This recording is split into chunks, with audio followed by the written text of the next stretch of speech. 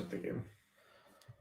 Welcome to Fireside Nets with Spen and Nick, brought to you by Empire Sports Media. This is episode 92 of our Friendly Nets podcast.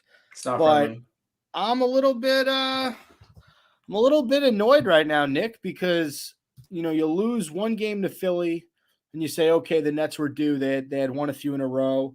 Then you lose another one to the Clippers, an undermanned Clippers team, and we will get into the Sixers and the Clippers losses at home. Then you have this third game. It's a 3-game homestand. You play a Memphis Grizzlies team, albeit a very talented Memphis Grizzlies team with an underrated backcourt.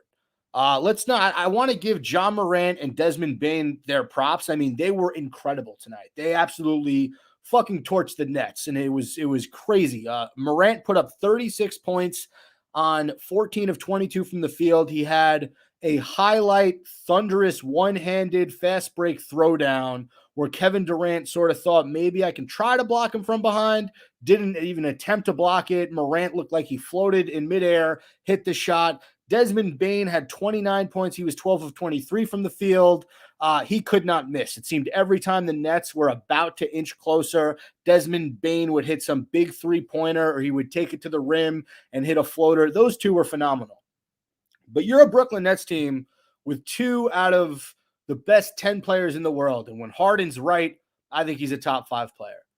You have a very solid Nick Claxton who's been playing a lot better as of late. You have a guy in Patty Mills who's supposed to be one of the best three-point shooters in the league. He's been playing that way this year. No LaMarcus Aldridge tonight, okay. But what do? You go out there against this Grizzlies team. You lay an absolute dud. Okay, we're not even going to get into the fourth quarter run that the young guys made because Steve Nash decided to get, and I don't want to sound too harsh here, but get his head out of his butt and play the young guys because Cam Thomas did not play until the fourth quarter, and Cam Thomas ended up sparking a mini comeback. The Nets got this game to within, I think it was 10 points, definitely 12 points. Maybe it was, I think it was 12 points was about, it was 10 points because the fast break would have cut it to 8. I think they got it to 10 points on a mini run in the fourth quarter, but I want to talk about the first 3 quarters of the game, Nick. The starters were embarrassing tonight. And we've sort of seen this pattern where Kevin Durant, 26 points on 8 of 24 from the field. I mean, this was your rare off game for Kevin Durant. He did not make a shot in the second quarter. The 26 points is because he took, 24 shots. He went to the line 9 times. James Harden, not a great shooting night for him, 5 of 14 from the field, 19 points for Harden. He had 8 assists. He did have 5 turnovers. That turnover number has been creeping back up for James Harden ever since that Clippers win. What bothers me is, and yes, you need those 2 guys to lead this team, the role players have not been showing up. I mean, Patty Mills, 0 of 6 from the field, 0 of 5 from 3. DeAndre Bembry had 6 points in 22 minutes. Blake Griffin, Bruce Brown, 10 points in limited time. Outside of those guys, no one scored.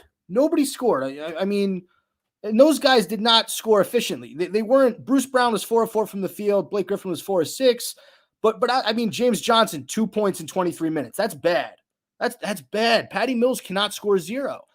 And on the defensive side of the ball, the Nets were horrendous. So I know I'm going on a rant. I watched this entire game. This was a game that the Nets competed in up until halftime. And then after halftime, Memphis outscored the Nets 40-26 in that third quarter. The game was essentially lost in the third quarter. The Nets shot an abysmal 29% from three-point range. That was horrible. I mean, the Grizzlies shot at 28.6%, but didn't matter. I mean, you look at the field goal percentages and everything; they're relatively the same.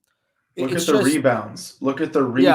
Yeah, the Nets got out rebounded in this one. Steven Adams and Jaren Look at Jackson the total Jr. team rebounds. The total team rebounds. Right, 61 62 for the Grizzlies, 33 for the Nets.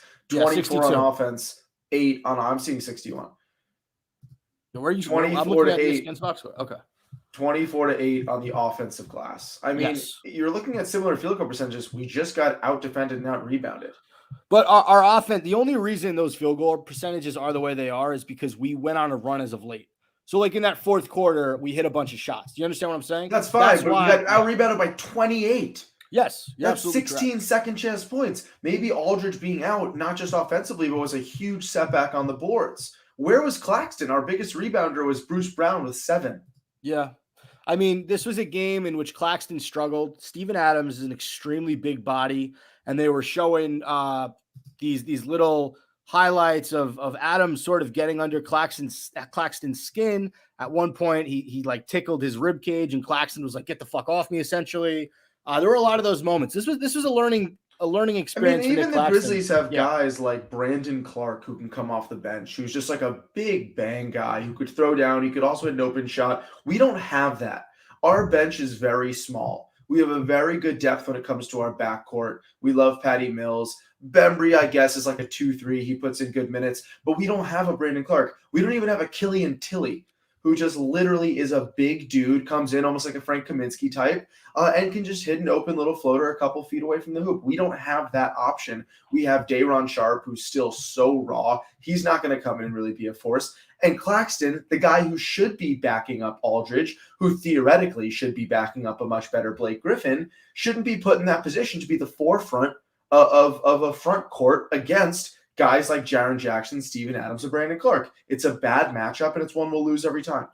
Our front court, it's not even that our front court got destroyed. It was that John Morant and Desmond Bain had anything and everything they wanted at the rim tonight. Bain's the man. Nobody saw this coming from Bain. Bain is the dude. But there was no resistance on defense. Was he TCU? Yeah, I think so. And that's the problem that I had with this performance is the energy was not there for the Nets. The effort on defense was not there for the Nets. The hustle wasn't there. Okay, Kevin Durant had a rare off game. He's not going to shoot 8 of 24 a lot. It doesn't happen. This was the anomaly game. But if you see that he's struggling from the field, the rest of the team has to pick it up. Patty Mills can't not hit a shot. He can't.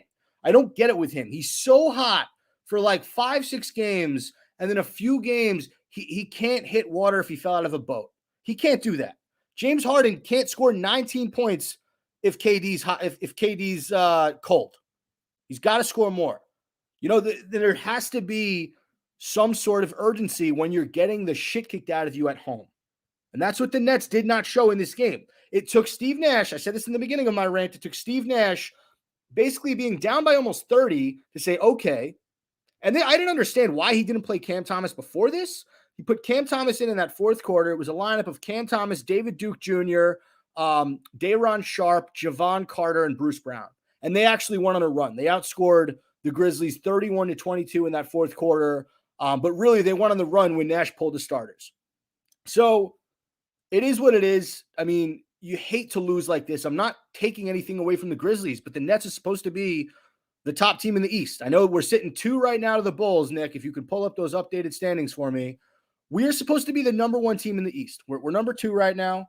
We're on a 3-game skid, but you have to have more pride in yourselves and your team when you're at home. It's such a weird concept to think, and this has nothing to do with Kyrie Irving, but up to this point, the Nets have been a better road team than they've been a home team. So we're 1 game behind the Bulls, one game ahead of the Bucks in second place.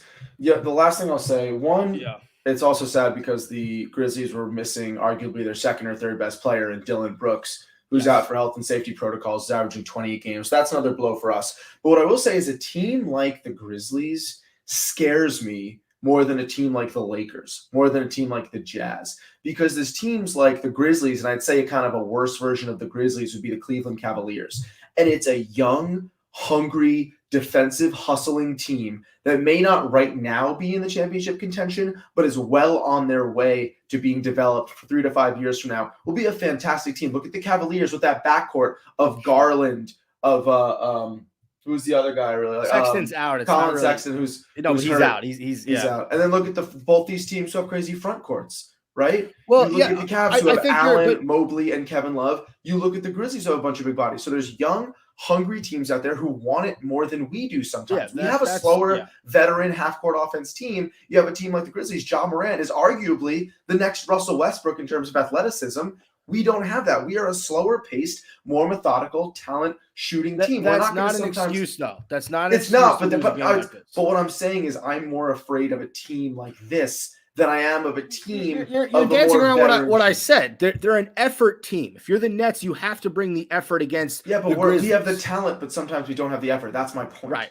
Right. So, going off that, James Harden said on the common theme in the 3-game losing streak, we're not hanging our hats on the defensive end. It starts on the defensive end.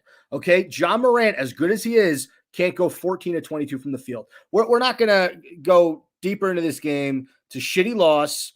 KD had an off game. Harden had an off game. You move on. Did you see Antonio Brown? I was gonna say I wanted to get to some positives, but before we get to the positives, Antonio Brown was at the game. He is something, man. Look, it's not like he had to fly back to Tampa, right? Can you hear me? I lost you for a second. I can hear you. I said it's not like AB had to fly back to Tampa. Yeah. So it was cool. Like, it was whatever. I'm not a big AB guy. I wasn't, he's a guy who needs some help. We're not going to get into that, but I did want to get into some positives, Nick. The positives are Blake Griffin hit a few 3-pointers in this game, which was nice to see. He was 2 of 3 from 3. I said he had 10 points before, so that was a positive, seeing Blake score a little bit. It's been a while since he shot a 3-pointer, and I didn't scream at my television. That was nice to see. Another positive, Joe Harris was seen getting some shots up pregame. Steve Nash said that Joe Harris is still a few weeks away from returning, but it was nice to see Joey Buckets getting some shots up. We've lost Nick for the time being. He can't hear what I'm saying, so I'm just going to continue with the positives until he can hear me. And I guess the biggest positive is we get back our star shooting guard, point guard, whatever you want to call him. He's a shooting guard at this point. Kyrie Irving will return to the Brooklyn Nets on Wednesday against the Indiana Pacers. Nick's back. I was just going over the positives, Nick. I said that we saw Joe Harris shooting, getting some pregame shots up. Nash said he's a few weeks away. That was great. We also saw, Blake Griffin hit some threes. That was awesome. And yeah, I'm looking at a comment we have. I'll get to this in a second. And then the other positive, obviously, is Kyrie Irving playing on Wednesday against the Pacers. So all good things to look forward to if you're a Nets fan. My Holy King says that Nash started off, and he commented on our live feed, Nash started off playing with 8-man rotation. That's dumb. I was not crazy about the rotation. I thought that in a game against a team like the Grizzlies, who are an effort team, as Nick pointed out before, you need to have some young guns in there. Maybe this is a game where Sharp gets some play. I don't know why Cam Thomas didn't see the floor before the fourth quarter. That didn't make sense to me. He is someone who can absolutely help you if KD's off. He's someone who can create offense off the dribble. So that bummed me out. My Holy King also writes, we have all that talent on the bench. Why shorten the rotation? Yeah, I 100% agree with you. It was a weird game from Nash. Not a great coaching game from Nash. I want to move on, Nick. We had 2 more losses in this last week. Thursday was our first loss at home during this 3-game stretch. We lost to the Sixers, 110-102. Joel Embiid and Tyrese Maxey dominated the Nets in the fourth quarter. Georges Niang was hitting threes. This was KD's first game since coming back from COVID protocol, so he was a bit rusty. I mean, the Nets were in this game, but the Sixers ran away with it in that fourth quarter. They won this game 110-102. And Embiid, the frustrating thing about this game is Embiid pretty much kicked us off our own court at the end of this one. He told KD and the Nets to go the fuck home, just like KD told Embiid in the Nets' first meeting with the Sixers a few weeks ago. So what did you think of this loss? I mean, I personally didn't think it was as bad as the Clippers and the Grizzlies losses. No, I mean, we didn't get much help from our bench in this game, but like you said, we have no matchup for Embiid.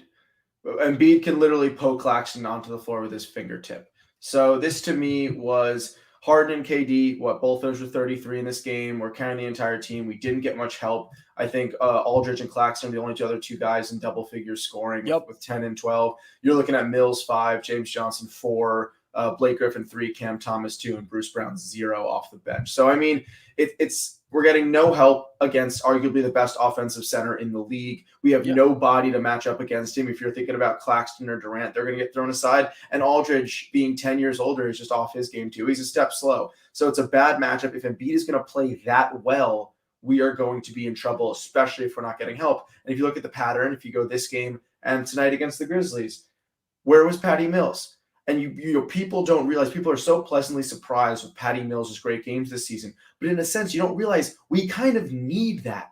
Yeah. Patty Mills, 20 to 25 points. Oh my God, I've never seen him do that in San Antonio. Where's that coming from? That's so fun to watch. You don't understand. If Patty Mills isn't shooting at an efficient rate and he's not helping us offensively carry the weight of missing Kyrie Irving, of missing Joe Harris, of having guys in and out of the rotation, going in and out of health safety protocols, we aren't going to win a lot of these games. Patty Mills, surprisingly so, is the deciding factor. So I look at all those things, but like you said, I don't think this was such a bad loss. Sixers are a hot team. They're only getting better as the season goes, kind of getting used to their chemistry without Ben Simmons, but Embiid outplayed us, and I can't really be too mad about that. I just need some of those younger guys and some of those bench guys to step up more. Yeah, this was the Joel Embiid game. 34 points for him, 11 to 23 from the court. He was absolutely dominant in this one. Tyrese Maxey pitched in 25 points, 10 of 18 from the field, 5 of 8 from three. Some huge threes by Tyrese Maxey. And just look at the numbers. Yeah. Look at Drummond. Drummond came off the bench with 10 and 10 in 16 minutes. So that just goes to show the pattern of us not being able to handle a true power five. Drummond comes off, and Drummond's on the last couple legs of his career, and he can just toss our team around, come in for a little bit over a quarter, and get a double-double like that, where Claxton's playing, the majority of the game, and he either barely, or he didn't even get it. Claxton had 10 and 9, and he's playing 33 minutes. So Claxton. So before, Andre Drummond was a great addition for the Sixers. When they picked him up, I thought he's one of the best backup centers in the league. The other point, you're seeing a common theme with these scoring guards, right? Tyrese Maxey in this one, 25. When I read you the Clippers box score, you're going to hear Terrence Mann had a pretty good game against us. And then today it was Desmond Bain. These scoring guards, for some reason, the Nets have a lot of trouble with them. And the other thing I'll say is your thing about Claxton. Claxton's such a good defensor. He's such a good defensive player. But he's a great defensive player in the sense that he's extremely versatile. He can cover 1 to 5. I don't think he's like the best defensive center when it comes to guarding fives, right? Can he shut down Steven Adams? Sure. Steven Adams is an offensive threat. But when he plays a guy like Embiid, when he's played against Giannis, when he's played against these bodies that are bigger than him, he struggles to really slow him down. But it's not even also, it's not only slowing him down, it's also out rebounding. Like, listen, if you're going to say to me, Embiid is going to put up 30 against Claxton, okay, I know that's going to happen. But if you can tell me that Claxton's going to tire him out, he's not going to let him get offensive putbacks, he's not going to let him get second chance points, he's going to bang down low, get a double-double, and keep Embiid from getting more points than he should have off a first or second move, I'd be okay with that. But to me, the most frustrating thing is you mentioned Steven Adams. Steven Adams still out-rebounded Claxton significantly. And I know Steven Adams isn't an offensive threat. He's never going to be. But it's beating him on the things that you don't necessarily see. Those couple rebounds like off the glass, those big up-in-the-air kind of equal opportunity balls that Claxton's still losing to guys like Steven Adams when he's much younger and more athletic. But Adams just knows how to use his body and throw his body around more. Yeah, no, I agree. And let me ask you this on you mentioned the guard front. How much of the blame on our lack of defending guards is on James Harden? A little bit. He has not been extremely solid defensively these last few games. He struggled a little bit. I mean, defensively, we're just not there, right? And let's get into this Clippers game real quick. It was a lot of the same in this Clippers game. We allowed, and we lost this Clippers game 120 to 116. This, again, a game we probably should have won. We were in this game for the majority, but we allowed 40 points from the Clippers in the fourth quarter. Eric Bledsoe had 27 in this one. Reggie Jackson and Terrence Mann both had 19. And this guy, it's A. Coffee. I'm clicking on his name. His name's Amir Coffee. He chipped in with 14. Okay, these are all guards that killed us. Again, you can't allow the Clippers team without Paul George to come in and or Kawhi Leonard or Luke Kennard. It was a bad look. We lost to Eric Bledsoe and Reggie Jackson, who are arguably the two most unwanted guards in the league. And again, I didn't read the stats for our role players in that last game, but DeAndre Bembry and Bruce Brown had 0 points apiece. In this one, it was 2 points for Bruce Brown, 7 points for Bembry. James Johnson had 5. Blake Griffin, 0 points in 7 minutes. Okay, Harden and Durant again had to carry the load. 34 points for Harden, 13 assists, 12 rebounds, and then for KD, it was 28 points. But outside of them, it was Patty Mills chipped in with 17. Aldridge had 10. That's it. You need more from your role guys, and you need to defend these guards better. Your perimeter defense stinks right now. It sucks. Okay, but this is also one of those games that is actually hard to judge based on the numbers and paper. Because if you watch this game, the last 5 minutes, we were up about 10-12, and we blew it. We know we stopped running offense. If you looked, every time we were up like 10, Harden would wait 21 seconds, take a fadeaway three. Okay, now we're up 7. Kevin Durant would hold the ball, pass it back to Harden, pass it back to Durant, take a fadeaway jumper with 2 guys in his face. We stopped running the ball. We stopped distributing. We stopped running off-ball plays. We stopped doing anything. We figured with a few minutes left, we have a slight lead. Let's hold the clock and hopefully hit a couple, shot clock buzzer beating, like savior shots, which is a stupid, idiotic way to play. So if you watch the last few minutes of the game, we abandoned everything we were doing well the whole game, finding the open man, being selfless, driving and dishing, and all of a sudden we became a stagnant offensive team begging and holding on for dear life, trying to win this game with as little thought and effort as possible. And it goes back to the whole effort thing as well. Why do Harden and Durant think that people watching and their teammates want them to just hold the ball and huck up a shot? That's not what a superstar does. They create, okay? They don't force. Well, Harden creates. Harden's averaging 10 assists a game. So he is not in the last 5 minutes of this game. Oh, you're saying in the last 5 minutes No, of the that's game, all I'm saying. All I'm saying is the last 5 minutes they abandoned everything that works for them. It's got them a double-digit lead. I think so. I can't even fault Bledsoe for getting. I can't even say, "Oh, I'm so mad." Fault Eric Bledsoe? He was great. I'm saying I can't even blame it on the anomaly of Eric Bledsoe. I think he shot like 8 for 12 from the field. He's not that great of a player with 27 points. That's a once in a 30 But game my question situation. to you is, why is he shooting that high of a percentage? Why did Desmond Bain shoot that high of a percentage tonight in the Grizzlies game? Same with Tyrese Maxey. It goes back to our perimeter defense. And yes, some of the blame has to be put on James Harden. Some of the blame has to be put on Kevin Durant for not setting the tone. You know what I'm saying? It's a pattern. And James Harden said it. He said it. They have to improve defensively. They have to figure it out because the Nets aren't that kind of team that can play crappy defense. And, if you looked at the patterns this year, right? Kyrie's not playing in home games. He's going to be playing in away games. It's a weird thing for me because last year they can afford to play crappy defense because they were scoring 1 million points a game. This year's a lot different. Their offense isn't as potent as it was last year. It's just not.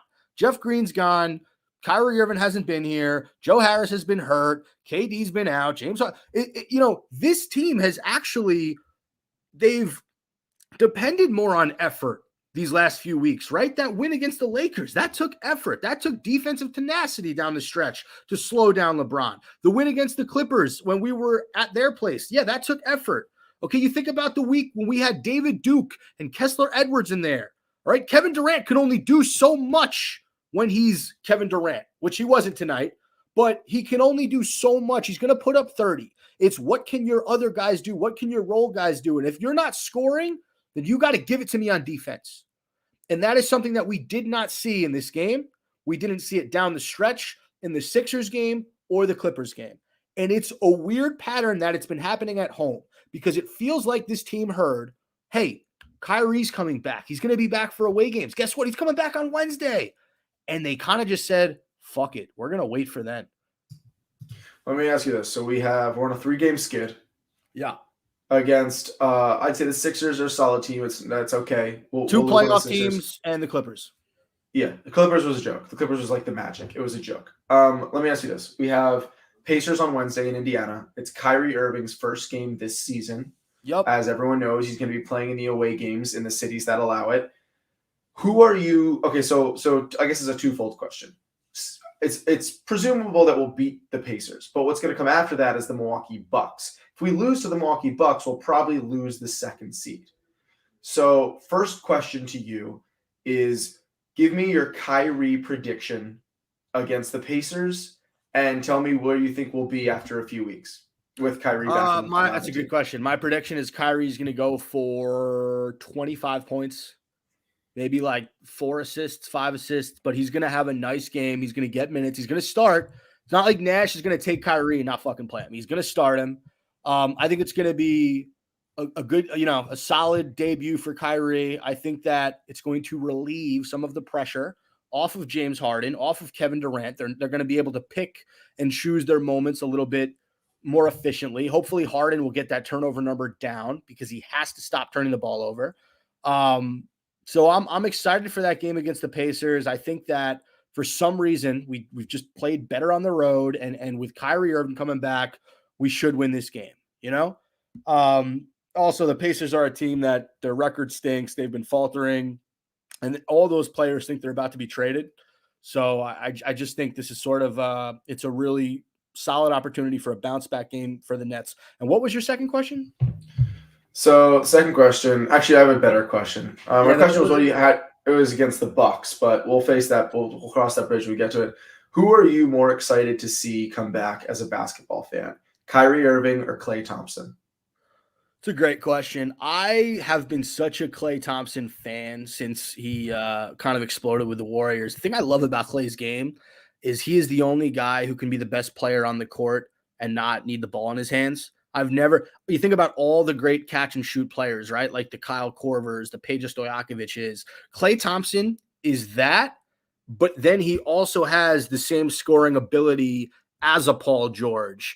Maybe not that versatile, but like as a Kawhi Leonard, I would say that Klay Thompson's game, he can beat you off the dribble. He can get to the rim, he can dunk, he can finish through contact, but he has that drop dead, catch and shoot shot like a Patty Mills, like a Duncan Robinson, like any Joe Harris. He has that too. So I've never seen a player who has both those skills. Having said that, I'm a Nets fan, so I'm going to tell you I'm more excited to see Kyrie Irving, but Klay Thompson gets to play in every single game. So you can't say Kyrie Irving, dude. Klay Thompson's coming back from two of arguably the worst injuries an athlete can have, a torn ACL and a torn Achilles, back-to-back seasons. And you know what I love about Steve Kerr? He said he's going right back in the starting lineup. Klay Thompson doesn't come off the bench. So I am extremely, extremely excited to see Klay Thompson. There's no asterisk on his comeback. There's no COVID health and safety protocol question mark. So super excited for Klay Thompson, but I am also very excited for Kyrie Irving. I know we'll all be tuning into that game just to see how he looks. He was hitting some good shots in practice. I mean, listen, has the guy not played this season? Yeah. Has he been playing basketball every day of the week? Absolutely. He's going to be in tip-top shape, and I think he's going to, if anything, like it would be more shocking for him to be cold and falter under pressure given Kyrie's past and how much he stepped up in big situations. So excited for that game. Excited for the Bucks on Friday. A 2-game win streak would really do us wonders in terms of momentum and in terms of keeping our lead over the Bucks and hopefully getting a game back in towards the Chicago Bulls in first place. 2 quick things before we end the podcast. Iron Eagles Dark Knight references tonight, and shout out to Jack Williamson for sending me the first one. I missed it because I had the TV muted. I heard the second one. Desmond Bain hit a shot, and Iron Eagle just goes, "The fire rises!" And then later, he hit another shot, and Iron Eagle said, "Bain wondering what will break first, mind or body?" Just spot on, Iron Eagle. I love the fact that he is one of the only announcers I know in the league who is so up to date with his pop culture references. He's able to sprinkle them in here and there. Look, this game was not really competitive, so I needed something to be entertained, and I just want to shout out to Iron Eagle for those awesome Dark Knight Rises references. That kept me going when they were getting blown out. So that's number one. He's a legend.